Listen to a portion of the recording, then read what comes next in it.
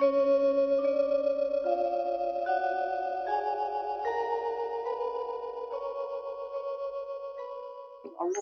สวัสดีครับผมเอฟซีมือนี้มาติดตามเลขความฝันเป็นแนวพ่อได้ไปเป็นแนวทางกับแม่เคครับสวัสดีครับแม่เคครับสวัสดีครับผมสาธุจ้า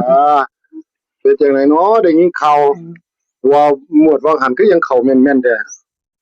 ส่วนนี้เป็นจังไหนแนวทางเฮาฝันจังไหนเนี่ยว่าให้เอฟซีเพิ่นฟังอยู่เนาะอืมสิแม่นบ่แม่นก็ธรรมดาแหละเนาะก็ยามมันเข้าก็ว่าแม่นแม่นบ่ยามมันเข้าก็ว่าแม่นธรรมดามันเป็นธรรมดาของมื้อนี้มีหลุดมีเข้า ฝันดอกก็ฝันเท่านั้นล่ะว่าเป็นจังไหนแน่ก็อันนั้นบ่ทันได้ฮู้นำเพิ่นว่าอยากถามเรื่องความฝันทางนี้เบิ่งก่อนนะเป็นจังได๋ซั่นดอกว่า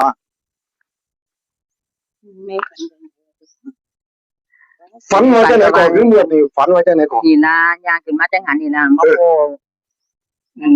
ลูกน้อยเขามาทิ้งไว้ฝาแฝดนอนเฮียงกันอยู่ลูกน้อยฝาแฝดลูกผู้หญิงหรือผู้ชายแล้วอ่ะผู้หญิงทั้งคู่โอ้ยมันนำหยังเนาะบาดนี้เนาะผู้หญิงเด็กน้อยผู้หญิงน้ำ4คือน้ำ2น้ำ2เด้อเนาะเด็กน้อยอ่ะน้ำ1น้ำ2เด็กน้อย1อุ้มขึ้นมานี่มีเพิ่นมีอันได้ยิงเฒ่าๆนั่งอยู่ดีแล้วก็ว่านางเอากินนมไปกินจังได๋แม่แต่เนาะลูกก็บ่ได้ผัวนมก็บ่มีน้ำเอากินโลดมันก็มาเองดอกก็เอากินคนละข้างบัดนี้น้ำนมมาแต่ไสมันกินแต่ว่ามันนอนหลับคามือกินนมอิ่มแล้วโอ้ยมันสิบ่แม่นเป็น141จังซี่บ่นมก็1เด้อเนาะนมก็1อีกเด้อนมก็น้ำ1แน่นมเดี๋ยวว่าแก้ให้แม่ฟังนะแล้วว่า941มีผู้เฒ่าคนนึงดิผู้เฒ่าเป็น9เนาะนี่หน่อยก็เป็น1ก็นั่งคือไล่ซอยกันเด้อพี่น้องเอ้ยพี่เอ้ยไล่ซอยกันไล่มึงบอดนี่เอาที่นึงก็ได้อันนี้ก็แม่เทไว้จังได๋เอาที่สูงเลย941แต่ว่า941อันว่า941ก็921 2คน941 921ในที่เพิ่นมัก921เนี่ยคืออยู่เด้อเนาะฝันงามอยู่เด้ฝันแบบนี้เด็กน้อยกินนมคนเด็กน้อย2คนบ่แม่นสิตองซะบ่เท่าแก่จักแล้วเราใส่กันเด้อคือสิ141ถ้าเลข3ตัว141บ่ว่ะใส่4142เนาะ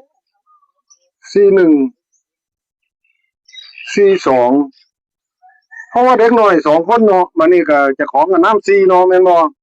แม่นเจ้าของน้ำ4เด็กน้อยน้ำ1บัดนี้มันพัน2คน4142นี่บ่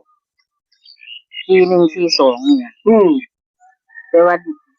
เลขเบิ่งในคลิปในโทรศัพท์นั่นมันคือเข้ากันแท้ซั่นดิคิดเบิ่งแล้วก็ว่ามาคล้ายๆกันว่าซั่นตั่วคล้ายๆกันมันคือจังเข้ากันเนี่ยเนาะ941เนี่ยคือกันแล้วก็กัน2ตัวนั่น24น่ะ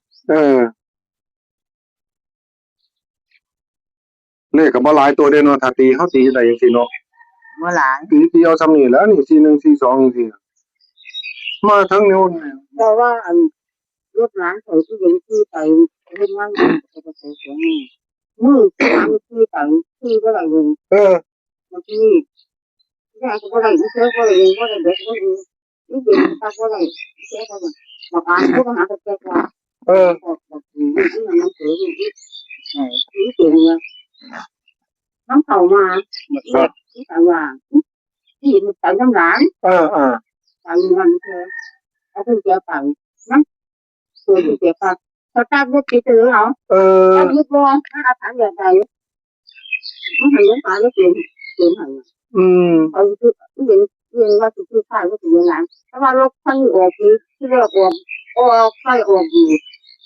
ไม่หวานอ่ะหลังจากออกคือเลยวังว่าคือเรียกออกอยู่ขึ้นแล้วก็เลยออกไปเลยเมื่อนี้ย้ายมาฝันแล้วเนาะก็กินเลยมดตัวก็ดีๆเนี่ยทั้งที่ไปเฮ็ดงานมือหลังไปคือที่ไปตลาดไปซื้อขายน้ำมันทั้งนั้นอ่ะมันก็ติดเอาเจ้าว่าจะเป็นบ่บางอันก็เลยโทรหามือเด็กว่ามันถือแก้วคุณเจ๊ไปที่เรียนไปยังฝันมันเปิดแก้วไปตาติดเลยมันจะขันบอกที่ไปที่มือยังเขาก็เสียใช่ไหมว่าทางมือว่าแสดงว่าเติมนึงแน่เนาะเห็นขาจะเสียไม่ดีนะทะเบียน905ไปคือคนเขาถึงเขาหาถึงมาอันนี้เรียกรถเนาะรถทะเบียนรถอันยังดีเลยกำลังดีเลยดีรถจอดก็ยิงนี่ที่ไปคู่กับมือมันจะเขาคิดอะไรแต่ชอบอันนั้นนะเสียชีวิตจัดที่ว่าเด็กที่รถเขาไม่ให้กินตอนนี้ว่าเด็กที่ไปคู่มือเนี่ยเรียกยังงานเลย905กว่าอัน9050ไปซื้อหาก็พอซื้อก็ไปซื้อตัวจะมาไปก็ซื้ออันนี้เลขรถเนาะนี่เนาะอันนี้เลขรถทะเบียนรถต้องซื้อเบิ่งว่าลูกท่านออกยังดีแล้วซื้อมาซื้อแรกไม่ซื้อเจ๊ก็ออกโตมาแล้วก็ออกแม่เคสไปซื้อน้ำ9050ต้องโตทำนั้นเดี๋ยวหลวงตาถามเขาที่เขาไปนั่งที่ได้ตัวเงินที่ท่านมาเป็นเดือนนะเถอะนั่นเดี๋ยวเทศน่ะ9050เลขรถเฮาเนาะแม่นบ่นี่บ่เห็นคนบอกถึงวางทีแล้วบอกถึงพันจะเข้าที่ตรงนี้แล้วว่าถือผมก็บอกถึงเสื้อก้อนอ่ะเข้าถึงมันออกจากถึงเดี๋ยวก็บอกเจ้าหัวอันนี้ทำได้เคฝันแบบนี้เคยเขาบ่นี่งวดที่แล้วฝันจังได๋ของจังคือจังได้บอกเขาซื้อเลข872คู่เดียวตอนนั้นนี่กันขอน้ำมันหลวงปู่อยู่บ้านนั่นเจ้าที่เจ้าคุ้มเพิ่นเจ้าจุดธูปขอเพิ่นจุดธูปขอแล้วเลยมาเข้าฝันแล้ววันนี้ก็มาเข้าฝันแบบนี้วันนี้บ่ทันได้ขอดอกตามมาฝันก่อนตามมาฝันแบบนี้แล้วแล้วว่านี่เหมือนคนบอกเขาบอกกันอยู่ก็แสดงว่าแม่เคมันฝันแม่นเติบนี่ภูมิบ้านเพิ่นดีอันนี้ก็จิตมานี่ก็แสดงว่าภูมิอยู่นี่เด้เนาะแม่นบ่แสดงว่าภูมิอยู่นี่บอกคนบอกถึงระวังที่หลวงตาก็แม่นว่าที่เขาบอกคือนี่บอกคนบอกขึ้นก็แม่นน่ะอันนี้เขาก็ตีรัดไว้เบิดแล้วตัวนี้4142แล้วก็ถึงซื้อก็ให้เพิ่นกลับเอาเนาะแม่นบ่ล่ะให้ FC เพิ่นกลับเอาเจ้าก็ได้2 6ถือดีบ่ก็ต้องตัวเดียวกันเฮ้ยเจ้าก็บ่เดียวเนี่ยเพราะว่าเวลาใส่ออกมาแล้วใส่ก็คือเรื่องเราไปเด็กนั่งเอาอยู่นั่นก็260ก็เป่าตัวเดียวกันมันออกแล้วมันออกเรียบร้อยไปพัฒนาเลยออกต้อง62น่ะล่ะอย่างอื่นมาทันออกดอกแต่ถ้ามันออกเล็กใหญ่เนาะมันก็ต้องออกอยู่คือเก่าน่ะออกเล็กใหญ่ก็น่ะคันเฮาเป็นลืมเลขตัวนี้ว่า6090มันนั่งหลายมื้อเลยมันนั่งโดนเนาะแสดงว่าหมวดนี้ก็มีเลขฝันจังซี่แหละเนาะแม่นบ่ที่เฮาฝันจ่อๆกันนี่เนาะแม่นบ่ฝันจ่อๆฝันว่าฝันเด็กน้อยอุ้มเด็กน้อยฝาแฝดเด็กน้อย2คนเด็กน้อย2คน FC เอ้ยว่าเขาฝันก็เป็น2ดีกว่านั่นล่ะให้เพิ่นให้22แต่ก็ตีเรื่องนั่งที่เอาตัวตีมาเฮาก็ตีง่ายเติบตัวเนาะแม่นบ่เฮาก็สิตี1122ไปซั่นนั่นล่ะวะ ที่เงาก็มันฝันถึงมันว่าหลานตีหัวมันว่าเอาตีให้กูตายก็หลังมันบอก ปี1122นำ ไปตีหันมาหาก็ปลุกหาตีที่หาหัวก็ตีหัวก็หาหัวหาเลยหัวหาหัว ให้ FC เขาพิจารณาเอาคือเด็กน้อย2คนก็22อยู่แล้ว422หรือ224ให้เขาตีถ้าเขาอยากได้3ตัวก็เขาใส่141 242เอาเนาะแม่นบ่จังซี่ สองคน บัดนี้ก็ถ้าว่าเกี่ยวไปกับผู้เฒ่าก็941 941ล่ะ921ไปจังซั่นเนาะแม่นบ่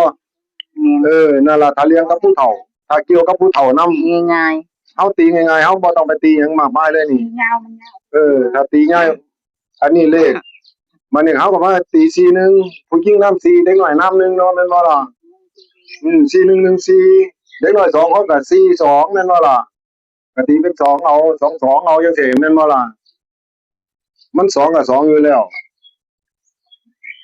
มันสิตีเลขข้ามอยู่บ่มันเลขจังซี่เฮาสิตีข้ามบ่ได้ข้ามนะเนาะแม่นบ่อันที่จริงถ้าฝันแบบนี้แล้วมันฝันบ่ขาดผมก็คิดว่าบ่ขาดบ่ขามดอกเดี๋ยวถ้าเบิ่งหมวดนี่ว่ามันสิเป็นคือหมวดว่าหันบ่เนาะจังหมวดว่าหันเพิ่นมาบอกเป็นตัวติคือบอกเป็นปริศนาคือกัน บอกเป็นปริศนาน่ะ บอกแบบนี้ล่ะติ เนี่ยว่าถูก9 ดอก เออ เขียนคู่นึง ได้นี่ไหว้พระแล้วก็เลยขอเพิ่นเนี่ยก็เลยมานั่งกินยานะกินยาอันนี้แม่ก็นี่แม่แต่เบิ่งนี่แม่มาเบิ่งน่ะเด็กงามๆนี่นี่แม่เนาะก็ว่า78กันบ่78ก็67เนาะ เพิ่นว่าน่ะ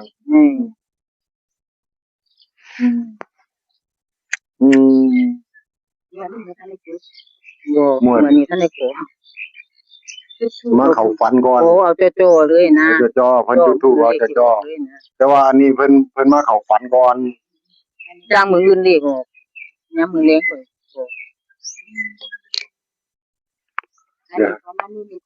อันนี้เขามานี่มีเขาในนิมิตก่อนเลยนี่ถือว่าได้เด้เพราะว่าเขาให้เนาะแม่นบ่ลูก2คนเนาะแม่นบ่เขาให้เราเด้นี่เนาะแม่นบ่เขาให้เราเด้นี่เลขก็สิบ่หนีไปไกลดอกเลขที่อยู่เจนนี่ล่ะเอาเบิ่งเอาเขาเนี่ยแม่ FC เว้ยพอมีโชคมีหมานำกันนี่เอายกขึ้นให้เขาเบิ่งเนี่ยนี่FC เบิ่งเอาเด้อนั่นเลขของเฒ่าแม่ขี้เพิ่นฝันเนี่ยเพิ่นฝันเพิ่นได้จังซี่อันโต90กับ50นั่นเป็นเลขรถที่เฒ่าแม่นั่นเพิ่นเห็นเพิ่นฮู้มาว่านี่เบิ่งเอาให้แคปหน้าจอเด้อ FC ทุกคนก็ดีวันนี้ก็จังซี่แหล้วเพิ่นนั่นเลขฝันเนาะมันก็สิได้ฝันอันนี้ปานไหนเนาะแม่นบ่เฮาฝันจังซี่เฮาก็ตีจังซี่เอาเนาะแม่นบ่ล่ะมันบ่ได้ยากบ่ได้ซ่าอีหยังดอกถ้าตีแม่นนี่เข้าเด้ฝันคนฝันเนี่ยฝันแม่นก็ตีแม่นน่ะแต่ว่าจะไปตียาว ถ้าตีมันบ่เลิกเด้นี่ยายตีบ่ได้ตีง่าย แม่นว่าเจ้าว่าแม่อุ้มลูกจังซี่อุ้มกินนมจังซี่แม่นบ่คนอุ้มกินนมมันสิอุ้มแบบมันคัก อันนี้เพื่อเด้ออันเติมได้นี่141 เจ๊บ่เท่แล้วอันบ่เท่ผมคิดว่า141เลยแหละเลขนี่จังได๋ก็141ถ้าเลข3ตัวนี่ทำดักเด้อ141คักๆเลขบ่เหลือเลขหาบแท้มันถ้าเป็นหาบก็141เป็น2มันบ่นั่นก็ต้องเลขต้องเป็นเลข22ก็ว่าหันเลข2เลข2ถ้าบ่2244มันสิตองไปจังซั่นเนาะมันสิตองถ้ามันตองมันสิตองไปจังซั่นมันก็ไปตัดนะเจ้าก็ว่าสิไปกลับจังได๋2มันก็ทำนั่นสิ